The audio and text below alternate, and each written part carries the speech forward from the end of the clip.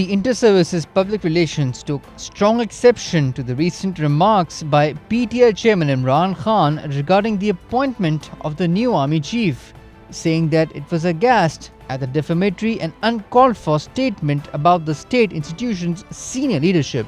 Senior politicians trying to stir controversies on the appointment of the Chief of Army Staff, the procedure for which is well defined in the Constitution, is most unfortunate and disappointing, the ISPR said. It went on to say that the Army's senior leadership had a decades-long impeccable and meritorious service to prove its patriotic and professional credentials beyond any doubt.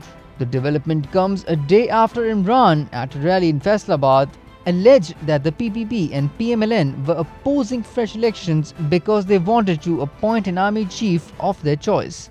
In November to save their skin and corruption cases.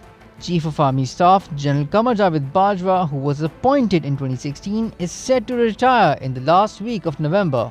The Army Chief's appointment is meant to be for 3 years, but General Bajwa was given an additional 3-year term in 2019 after a bit of a political drama. Prime Minister Shehbaz Sharif and other coalition leaders castigated PTI Chief Imran Khan for levelling poisonous allegations against the armed forces and putting blots on the appointment of the new army chief. Their comments come a day after Imran, at a rally in Islamabad, alleged that the PPP and PMLN were opposing fresh elections because they wanted to appoint an army chief of their choice in November to save their skin in corruption cases. Responding to the PTI chief's statements, PM Shehbaz in a tweet said Imran's despicable utterances to malign institutions were touching new levels every day. In a statement on Twitter, PPP co-chairman Asif Ali Zardari said that the nation was now aware of the person spreading chaos in the country. Foreign Minister Bilal Bhutto Zardari said Imran had proven time and again to be an unguided missile for the country. The foreign minister alleged that the PTI chairman was attempting to destabilize the country by inciting chaos and anarchy.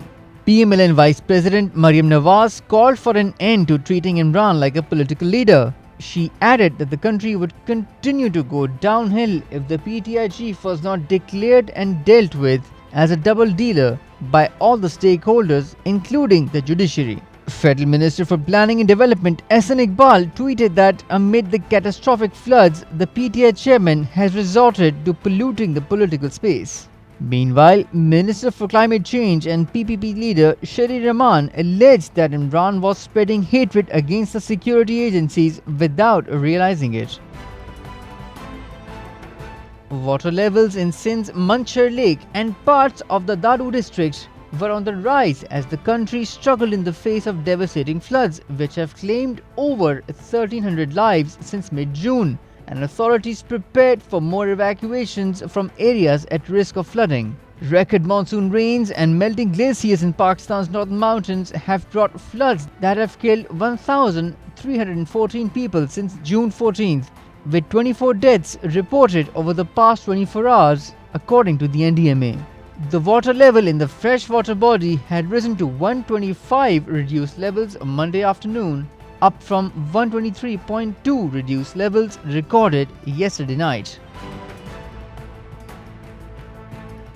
Liz Truss was named as Britain's Prime Minister, winning a leadership race for the governing Conservative Party at a time when the country faces a cost of living crisis, industrial unrest, and a recession.